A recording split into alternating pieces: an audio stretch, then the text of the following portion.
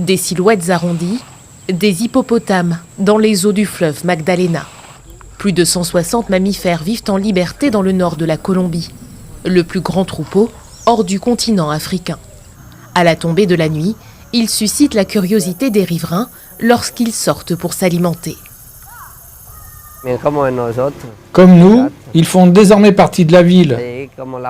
Ils sont comme des mascottes. C'est comme si nous étions en Afrique. C'est quelque chose que seules quelques personnes ont le privilège d'avoir. Un privilège dont il était le seul à pouvoir s'enorgueillir en Colombie. À la fin des années 80, Pablo Escobar, célèbre baron de la drogue, avait agrémenté le zoo de son hacienda, au sud-est de Medellín, d'une poignée d'hippopotames.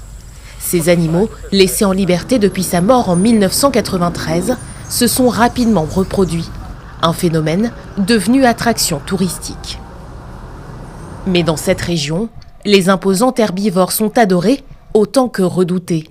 Dangereux pour la faune locale, à l'instar du lamantin, une espèce menacée, mais aussi et surtout pour l'homme. L'hippopotame défend son territoire coûte que coûte. Il peut peser jusqu'à 3 tonnes et courir jusqu'à 30 km/h. Ces divagations nocturnes le mènent parfois à causer des accidents sur les autoroutes colombiennes. Il n'y a pas de solution définitive. Il y a des alternatives de gestion que nous avons proposées, comme la possibilité de relocaliser les hippopotames dans des zoos nationaux et internationaux. Une solution préférée à la stérilisation ou à la chasse par les autorités colombiennes. Quelques 70 hippopotames pourraient être transférés vers l'Inde et le Mexique, alors que l'espèce a été déclarée invasive dans le pays l'an dernier.